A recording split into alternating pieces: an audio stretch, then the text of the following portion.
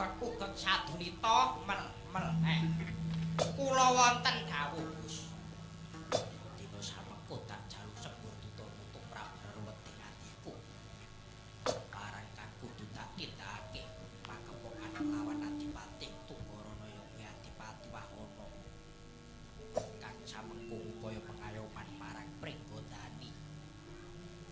Wis dadi darmaning satira kang kudu pepadang marang kang nandhang pepeteng.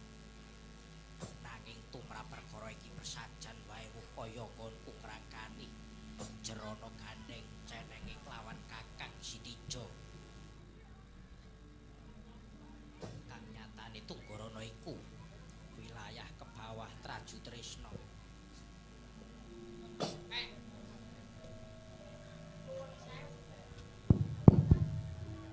Rajan jane sing dados underaning perkara niku pripun Den? Anut ature Dipati Wahono wis kabotan menawa kudu tansah pasok bulu bekti marang Traju Tresna. Kamangka nyatane Tunggarana dhewe kawulane lagi padha kecingkrangan. Mula dina samengko Dipati Wahono nedya wol saka cengkremane Traju Tresnawa. Gus, mangayomi niku kewajiban sampean. Lan umpami Tunggarana niku tetunggilan kalian Pringgondani sampun nametrep jerdika Raden ingkang langkung gandhahi hak tumrap bumi Tunggarana Den. Nalare kepiye wa? Dene wa Semar matur kang mangkono. Sekedhik Semar badhe ndongeng. Mekaten gancaring cariyos Gus. Duk rumuh nalikanipun ingkang jumeneng nata wonten Pringgondani menika ingkang Eyang Prabu Trembuka. Tunggarana menika kebawah pamrentahan Pringgondani. Namung tatkala semanten ingkang Eyang nedengipun memengsan kalian gurunipun boten sanes inggih Eyang Prabu Pandhu. Kawontenan wawonten satunggaling ratu ingkang ngrabasing ngrebat Tunggarana inggih menika Ratu Surateleng Prabu Bomantara. Dipati kala mestaka kawon sekti mila lajeng teluk dhateng Surateleng. Mekaten gancaring cariyos Gus.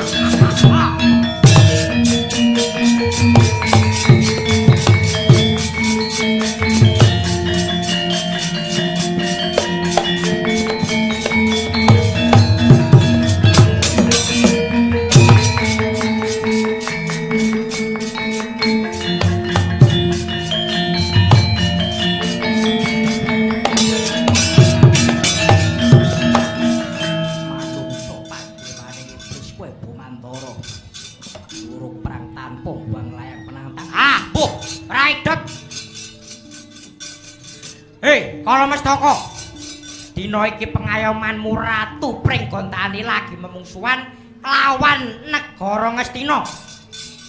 Tak ibaratke bumi Tunggarana kuwi omah kang ilang saka gurune.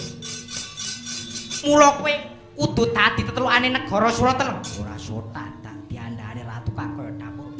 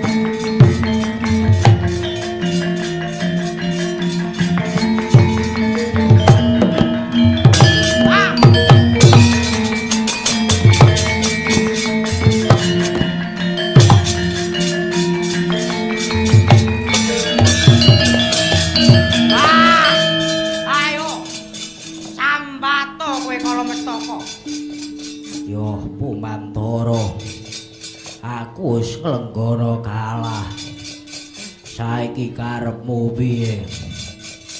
Wiwit dina iki Tunggarana dadi antane Surateleng. Kowe lan kawulamu Tunggarana wajib pasok glondhong pengareng menyang Surateleng. Yo Prabu Bomantara, aku saguh tumrap karsamu.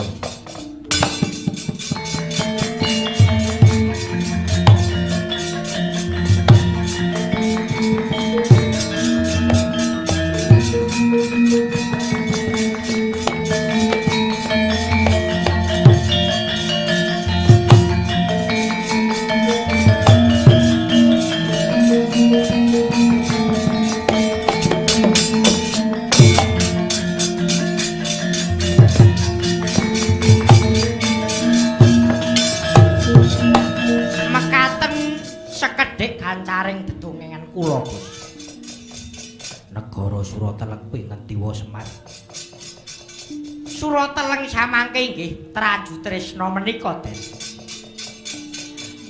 Banjur Prabu Bomantara samengkono ngendi? Pagine bisa lumengser menyang Kakang Istija. Nalika Bomantara boten saged meper kamurkanipun ngrabosa ing kayangan. Lajeng dewa nyeraya Bambang Sitija Bomantara sembada kasirnaken dening Bambang Sitija. Inggih, wiwit menika Sitija kawisuda jumeneng wonten ing Surateleng alih nami negari Traju Tresna.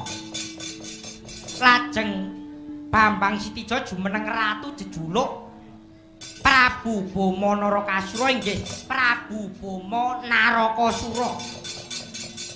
Nunggak semi Prabu Bomantara. Namung bab Tunggarana menika rumiyin pancen tetela ke bawah prenggondani, Den. Rikata Sang Gatotkaca Kinon mata karga suta tekapira tresna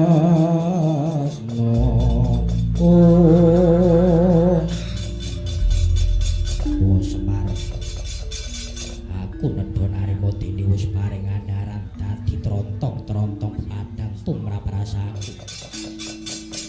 Samengko dadi saya mantep-mantep nggonku bakal ngrangkani tumrap perkara iki. Nggih, Gus. Jampang ngono aku Badra. Nggih. Semar tak ngawat-ngawati lakon niki saking katebu.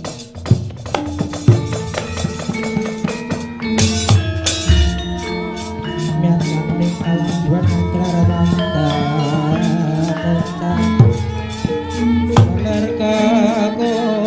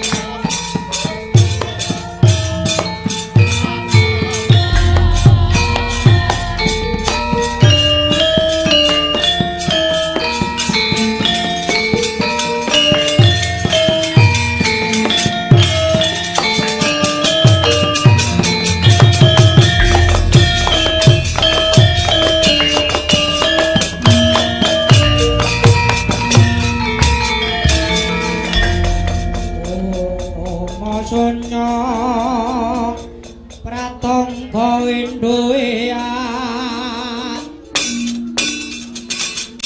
amun-amun ler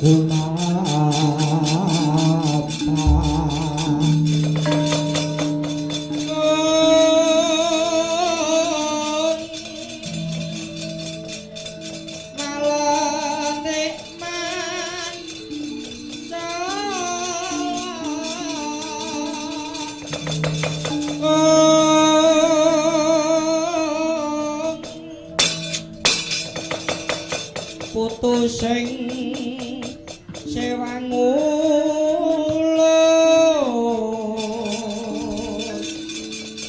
sadosa wonten ilang lamat katon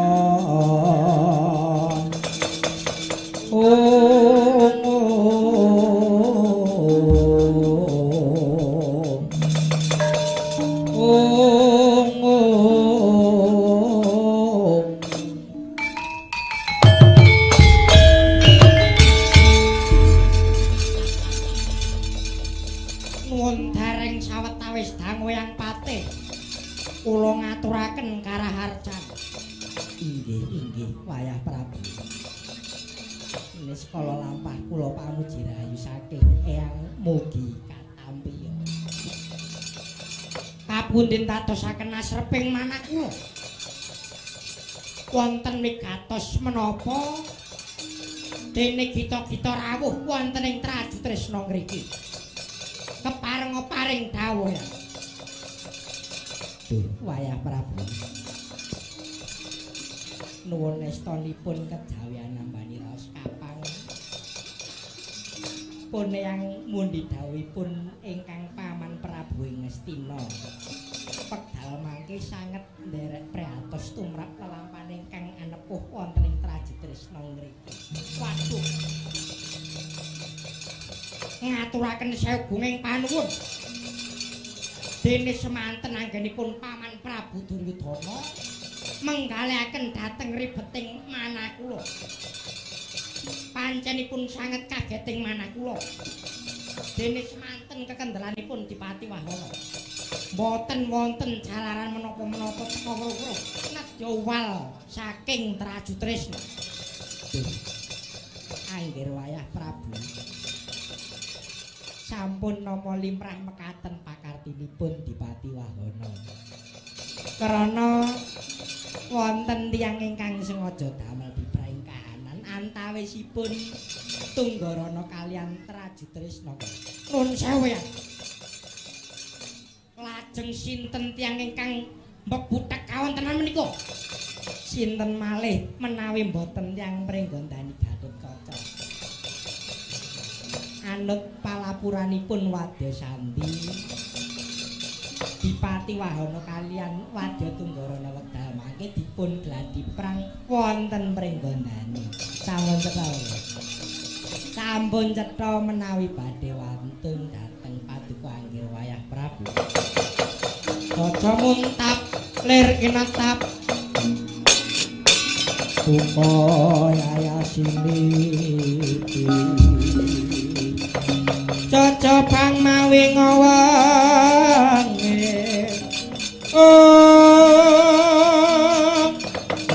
umadot patoning lati netra kotak wondarangir umadot patoning lati netra kotak wondarangir panuks maning jajalanat paman pancat nyono wonten dawuh sinuwun sawekakna prajurit nguruk perang menyang Tunggarana Paman.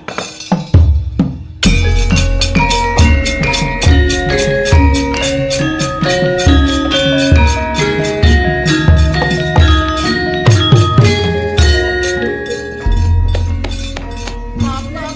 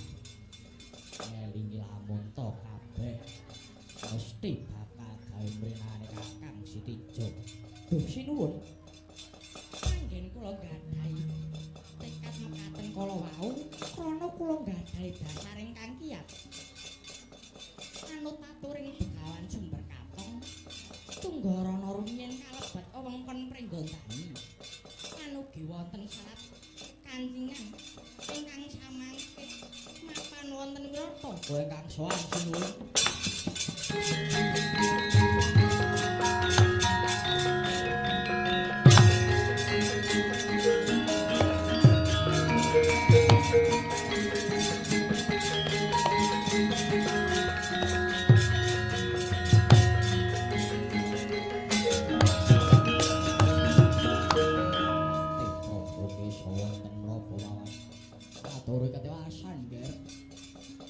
Liwet mangke sampun dados prang gegemburan. Kados saking trajo tresna ingkang tanpa wilangan. Ora merujuk pandukaku. Gusti nuwun. Sedaya menika dados tanggel Jawa kula. Paman Patih. Katan wadya pringgondani napapake Kakang Sitijo.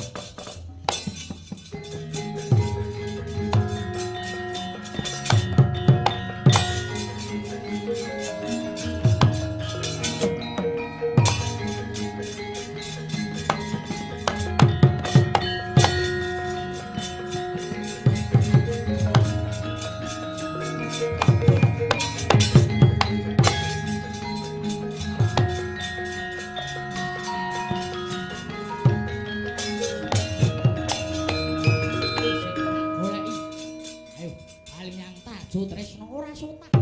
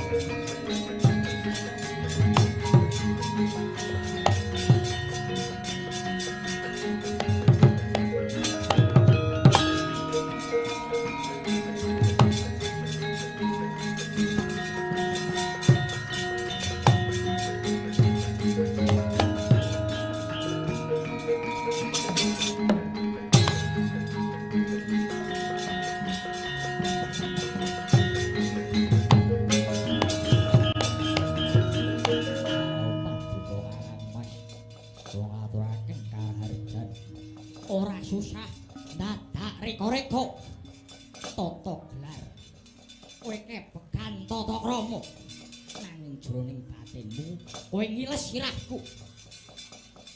Wah, suwun keparenga nyiram tirtaning sabaran Kakang Mas. Prabu Tunggarana. Bayaran pitukane. Rubuhna bomo. Lagi kasembatan bumi Tunggarana dadi andamu. Pangapunten. Bupati Wahondo mapan wonten pringgondani menika saking pikajengipun piyambak. Ingkang karya singgah bukti pun tunggilan kalian pringgondan. Oh, angas ndalo ilang nyawa.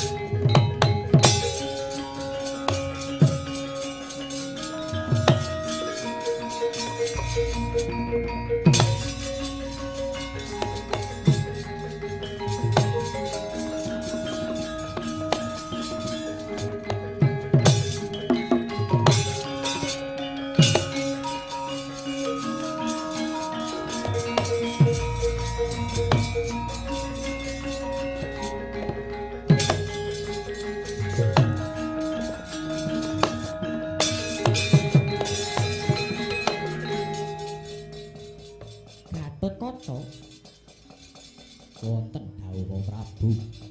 Apa dene sira Sitijuk? Wonten dawuh. Saru dinulu sira sakarone dadi tepa palupine para muda. Daredah lawan sedulur. Kanjeng Rama, sedaya menika awit tiyang Pringgondani ingkang sampun ngidak-ngidak martabatipun Trajutresna. Menika boten leres kok. Kula namung sadaya nampi swanipun Dipati Wahana. Cukup sawute perkara iki Dipati Wahana wis matur marang jeneng ingsun. Rampunge perkara sira sakarone ayo ndak kanthi swan mring wirata ana ngarsane Yang Prabu Masopati.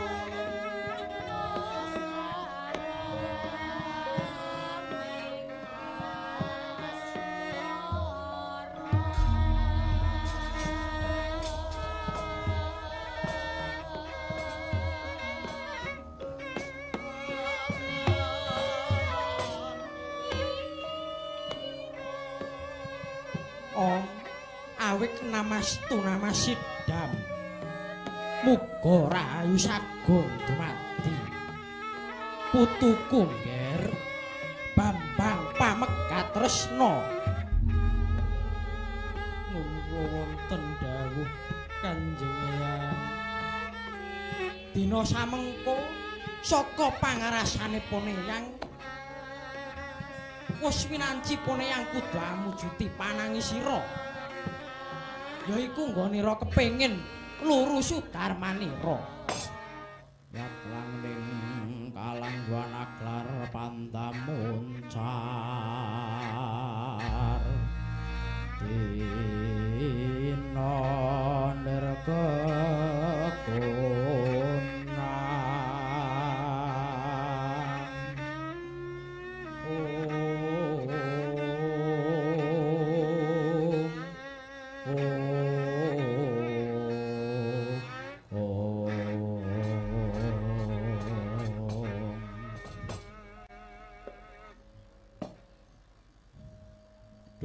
Kanjeng Eyang ngaturaken sewu gunging panuwun.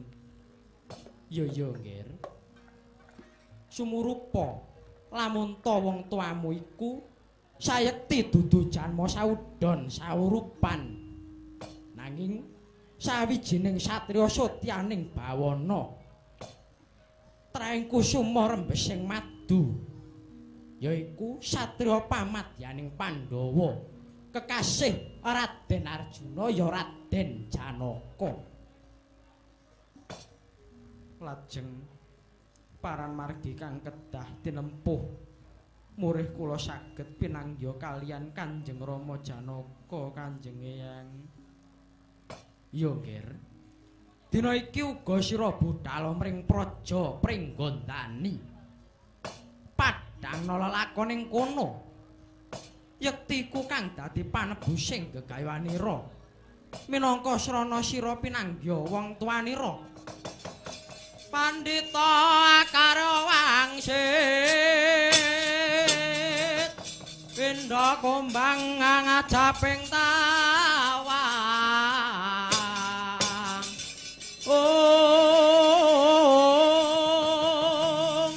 susu angin ngending gone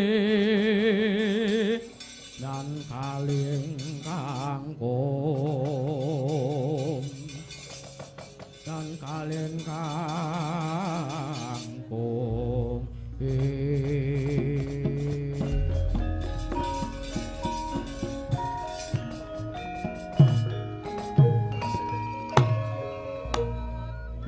Kanjeng Eyang Leresiniram Tirta Windu midhanget andharan saking Kanjeng Eyang ngasepi manah kula anggen kula mataun-taun kumacelu kepingin sanget pinanggih tiyang sepuh ingkang mekaten keng wayah nyuwun pamit saha nyuwun tambahing pangestu tumrap lampah kula Kanjeng Eyang. Om awik namastu namasidam. Ya ya Ger.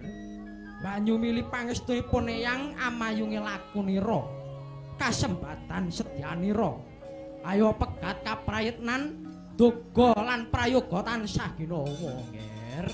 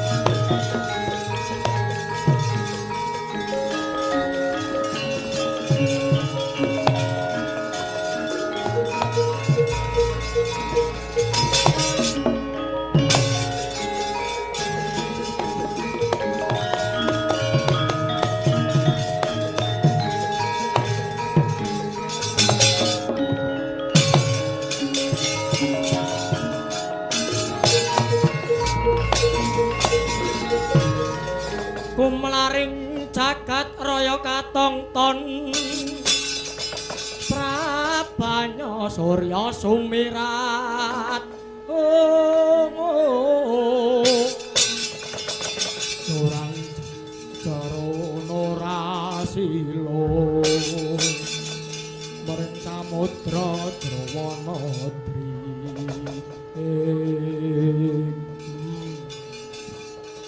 jagat wasisaning Bathara Wayah iki lah kok pirata karawan tamu agung wayah Prabu Ndarawati kaki Prabu Kresna kang nganti buyutku pringgondani lan traju tresna nggih Kanjeng sawanipun teng wayah Ndarawati wekdal mangke sadereng ngarapaken anak kula Bama menawa dene anak kuling pringgondani wigatos Yong kaya pengadilan ya. Lho. Mengko dhisik. Iki ana perkara kang kepiye kaki? Teko bakal golek pengadilan. Gatotkaca lan apa dene sira Sitija? Mara gelis matur marang Hyang Wirata. Yang boten trimah raos sing manah wekdal mangke wewengkon Tunggarana ingkang sampun cetha menika ke bawah wilayah Traju Tresna badhe dipun kakahi dening lari Gatotkaca apa bener kang dadi ature kaki Bama ngger Gatotkaca ngapunten menika mboten lara sayang. Wekdal menika Dipati Wahono mapan wonten Pringgondani menika saking pikajengipun piyambak. Lanedya tetunggilan kaliyan Pringgondani krana anut aturipun Dipati Wahono. Tunggarana menika pancen ke bawah wilayah Pringgondani. Dusi nuwun kula ingkang sowan.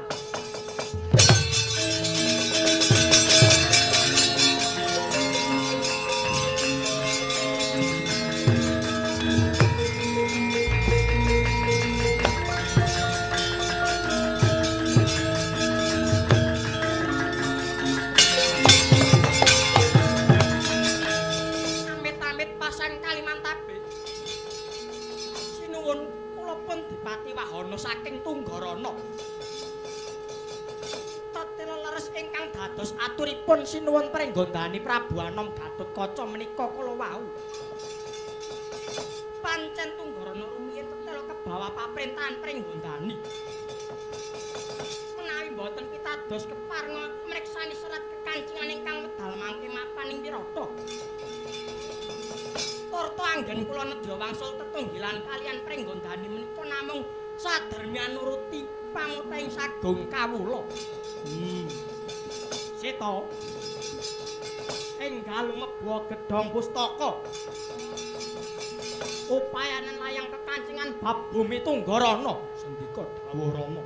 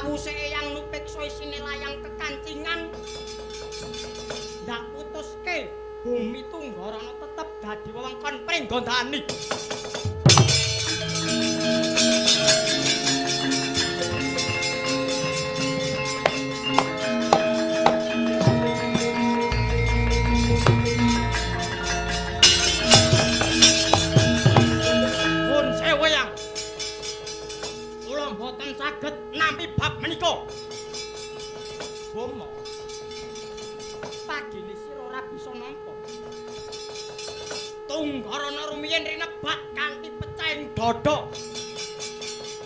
Gatotkaca Sembada mengkani Tunggarana sauger sampun gumlundung sirahe Sitijo.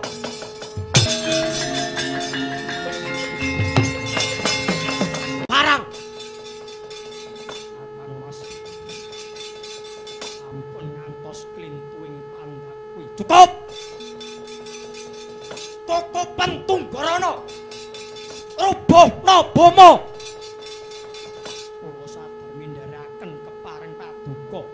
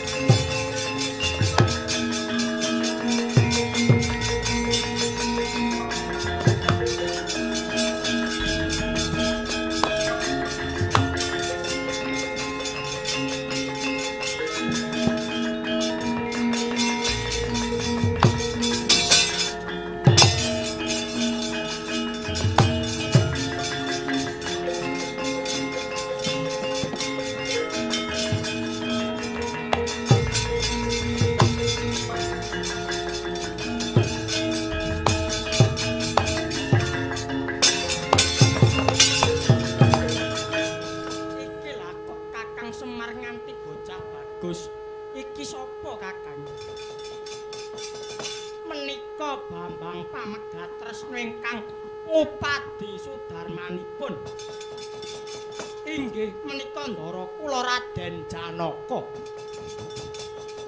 Yayi Janaka, iki ana sing ngaku putramu.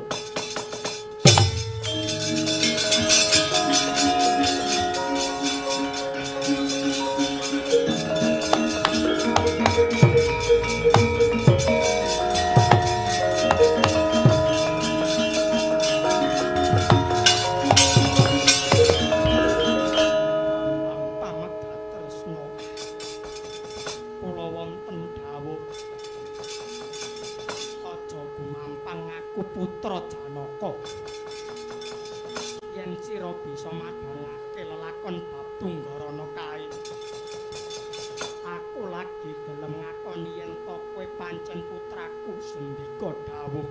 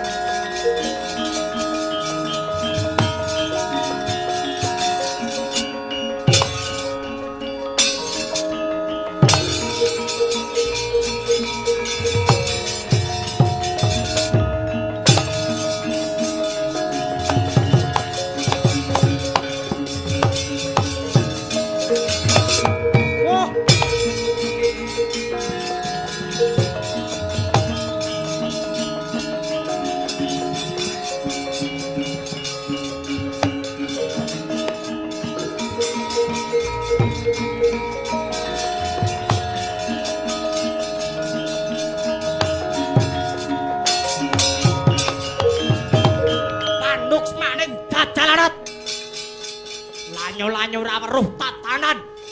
Kowe sapa? Ora perlu kowe sumurup. Ingkang baku kang kanggonmu tanding lawan Raja Muda Pringgondani. Setan alas. Jaluk ora dawa umurmu.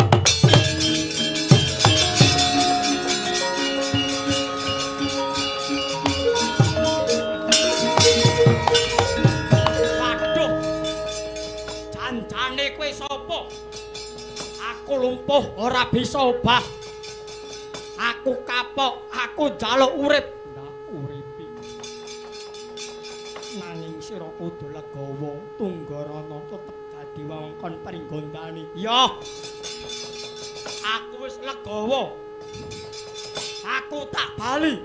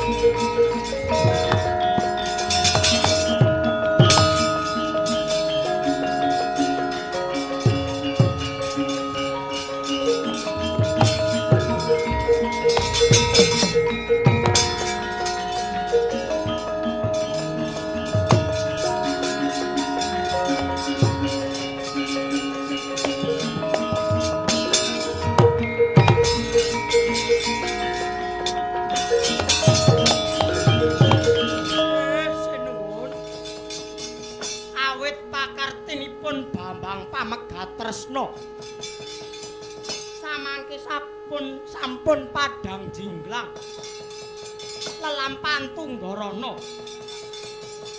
ingkang mekaten sampun trep menawi Bambang Pameggatresna dipun aku putra dening Ndara Janaka.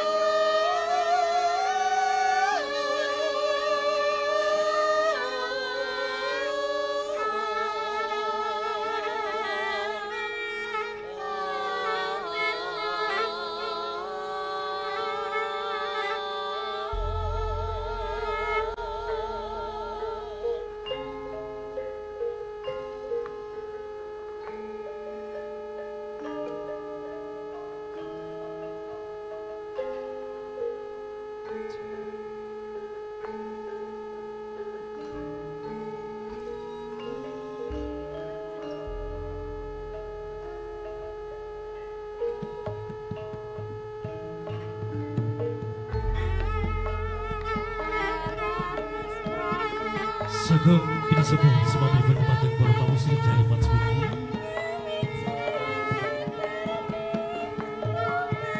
Sampun kepareng paripurna lampahan ringgit watu cical saking por kadang dalang cilik Sanggar Demes ingkang kasepuhan dening Ki Wiji Santoso. Nggih paripurnanipun dalang cilik caos pagelaran ringgit wacucal sinarengan rawuhipun calon bupati saking jalur independen Roko Mas Tuntas Subagio yang sampun kepareng lenggah jajar kalian calon wakil bupati saking jalur independen Roko Mas Jayendra Dewa Kandi lampahan Kikis Tunggorono Porkadang perkonco saking Sanggar Demes Kandi Kidalang Jo Vanda Sidang Kidalang Alif Kidalang Satrio menika mertandani bilih kabudayan Jawi malikipun pedalangan estu wonten padukuhan Rejosari ngrembaka kanthi hanyeng guyung kadang kula Mas Tuntas Subagio ingkang samangke jinajaran kalian Jayendra Dewa nyuwun tambeng pandonga pangestu malinginipun sesepuh puni sepuh ingkang kepareng rawuh ing wekdal kaldangan dalu menika mugi anggennya Roko Mas Tuntas Subagio miwah Roko Mas Jayendra Dewa anggenipun kepareng derek kontestasi Pilkada Kabupaten Sukoharjo mugi tansah winanting sukarayu menggah mulapas dados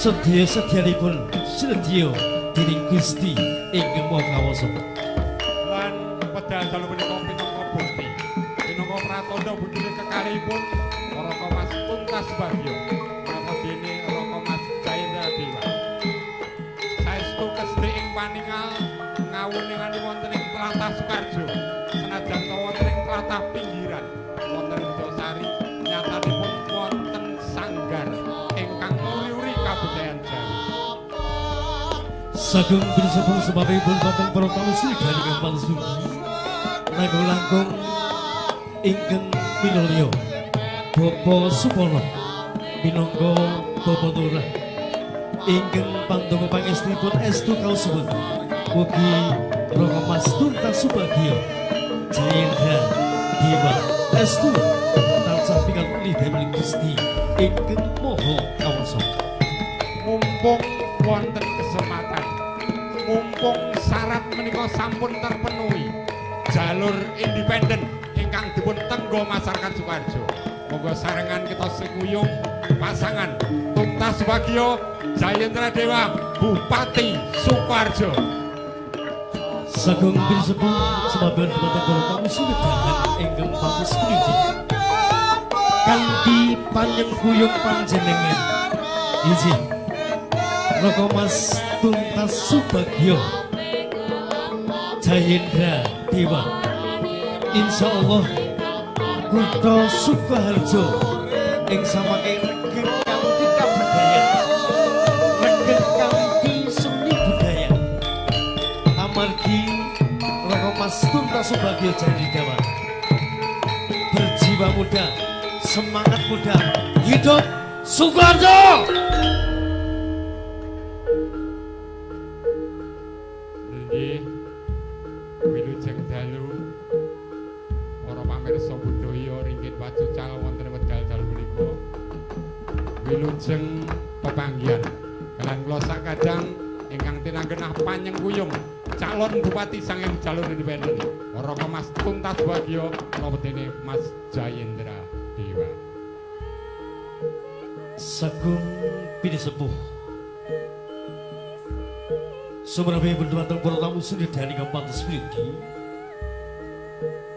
kanthi mat-matan para kadang saking Sanggar Demes ingkang kasepuhan dening Ki Wiji Santoso estu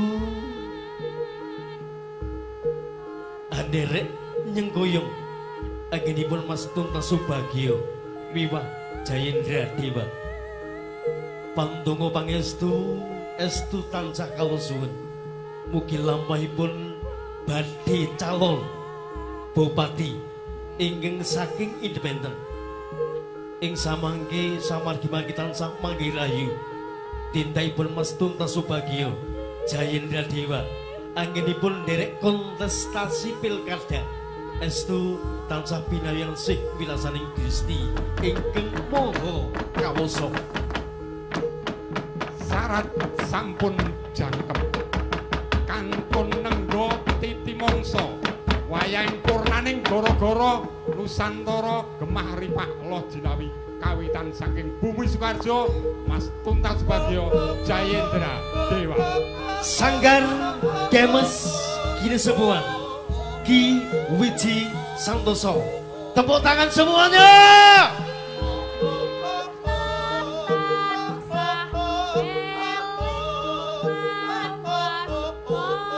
dan pastinya juga sangat ditunggu sangat dinanti pagelaran wayang selanjutnya yang akan dilakukan oleh Ki Jatmiko Enom Suroto Putra. Kang iki mau direng kenalan Mas ya. Estu nyun tamu pangestu ing samangke ingkang nyarengi panjenengan sedaya dalem Adimas Guntur Putra Mataram. Manis tanpa rambut. Lan sing menika Kula pun Anjas Sugiono. Iji. Matur sembahun saking para kadang para kanca saking Sanggar Demes kasuwun jegar saking papengan ingkang sasipun para kadang para kanca pangrawit saking pedalangan Ki Jatmiko Anom Suroto kasuwun lenggah mapan ingkang sampun samadya wonten ing pepanggungan kasumekaken. Dan sekali lagi aplaus tepuk tangan yang meriah buat para piro Bapak Ibu pamirsa Buddha ingkang winanting pakurmatan ingkang kepareng lenggah wonten ngajeng jajar ngagem topi menika ingkang ngiring tengen menika Mas Tuntas Subagio calon Bupati Kabupaten Sukarjo saking jalur independen. Ingkang wonten sisih ngiringipun menika Mas Jayendra Dewa calon Wakil Bupati jalur independen Kabupaten Sukarjo. Kula pitados panjenengan sampun ngerantos, panjenengan sampun ngerantu kapan Sukarjo dipimpin rakyat Sukarjo dhewe. Oh iya. Kapan Sukarjo Nek biasane Kang undangi Kang Leo, Kang kowe tuwa. Aku gini, Sukarjo itu beberapa dekade ini yang mimpin dari partai, dan dari partai. Ini nuwun sewu Bapak Ibu, menika kesempatan kagem panjenengan menjadi pelaku sejarah. Kesempatan kagem panjenengan menjadi pelaku sejarah. Nek kita menjadi pelaku sejarah menjadi kebanggaan yang luar biasa. Contohnya, Mbah Kumbiak melu perang. Kalau lontur tembak ping 7 mati lho, Dik. Ora kena masalah. Nah, ketika kita bercerita dengan mbah kita punya kebanggaan. Dan demikian juga harapan kami keluarga besar di Rejosari. Semuanya kita ajak, semuanya monggo saring-saring nyengkuyung Mas Tuntas menjadi pelaku-pelaku perubahan, menjadi pelaku-pelaku sejarah untuk Kabupaten Sukarjo. Setuju? Setuju? siap. Siap. Kita tunggu tanggal 27 November 2024 akan terjadi perubahan yang cukup signifikan di Sukarjo karena di situ akan muncul pemenang dari jalur independen. Kang, aku ya krungu setuju. Siap, yes, aku seneng banget Kang. Seneng. Padahal kowe hitungane timbul ya. Iya. Baik dan tentunya untuk para kadang panawit sampun siap nggih. Nggih. Nyuwun kanthi legene manah kasuwun kanthi nderekaken pambiwara Santi Mulya.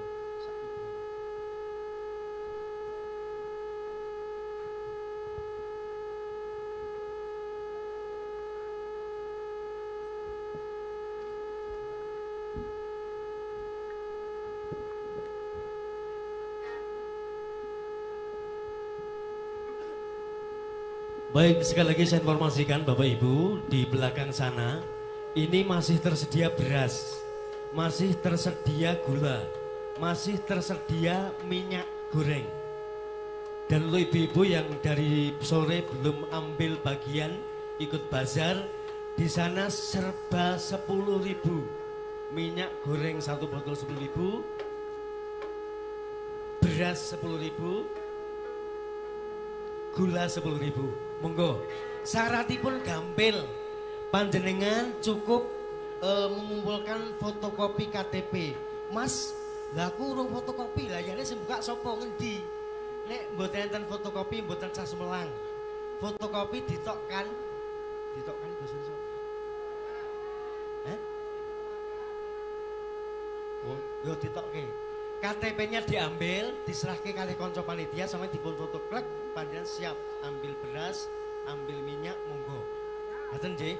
Lah samangke Bapak Ibu, menika wonten form pendukungan dados Mas Tuntas Subagio menika mlampah majeng Bupati menika lewat independen, lewat persorangan, artinya tidak lewat partai.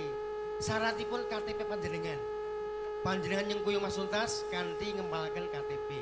Lah samangke Bapak Ibu, mbok bilih samangke antawis wulan Juni, Juli wonten petugas saking KPU, PPK utawi PPS rawuh tenggal panjenengan nyuwun pirsa Pak D, Bude, Bulik, Tante, Om, Lek napa leres jenengan ngumpul KTP niku? Jawabane, "Hooh." Mas, napa jenengan dukung Mas Tuntas nyalon bupati? Yes, ngaten cukup. Ngaten nggih? Setuju? Setuju Mas Tuntas maju bupati? Setuju nek bupati ini Mas Tuntas? Sip. Monggo, pun kadang Bang Rawit.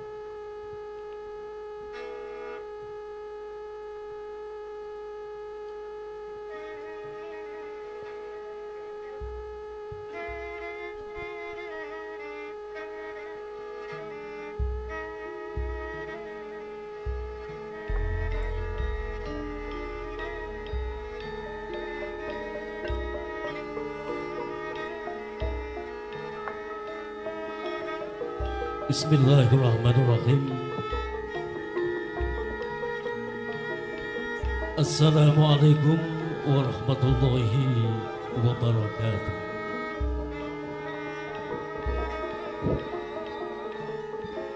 Alhamdulillahirabbil alamin. Wa bihi nasta'inu ala umuri dunya waddin. Asyhadu an la ilaha illallah wahdahu la syarika lah wa asyhadu anna Muhammadan abduhu wa rasuluh. Rabbi shrah li sadri wa yassir li amri wahlul 'uqdatam min lisani yafqahu qawli.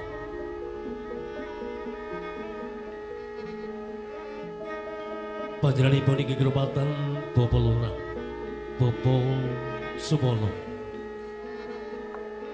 inggih pamestami pakurmatan Aji Sepuh Bidi Sepuh inggih dahat pono ing pamawas biwa ledeng pitutur.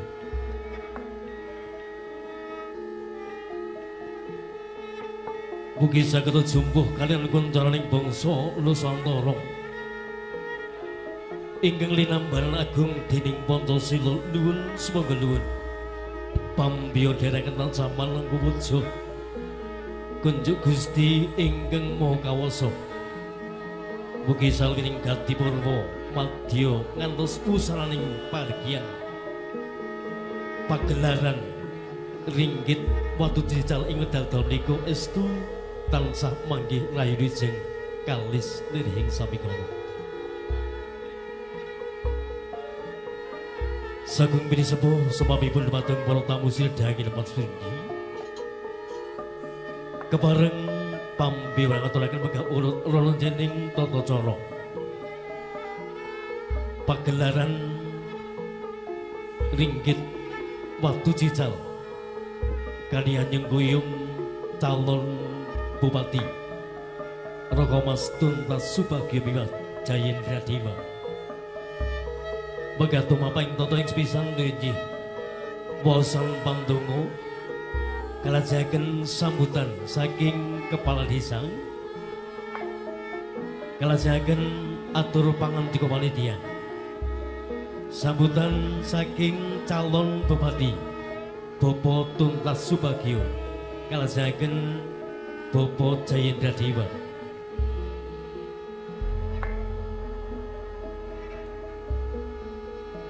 Penyerahan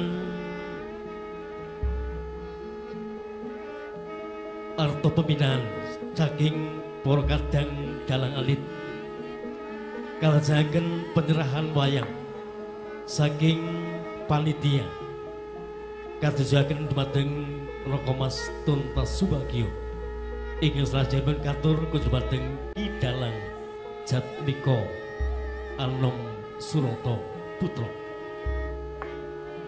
menggah toto calipun nggih pagelaran ringgit watu cical ingkang mendhet lakon babat Wono Harjo bagaten menggah urut rolonjening pahargyan tata cara pagelaran wayang ing wedal kalodhangan dalu punika bilih sing lelagan kandi mardu mardikane mangalih hanyarantos tumapa ing tata cara candhaipun nuwun sumangga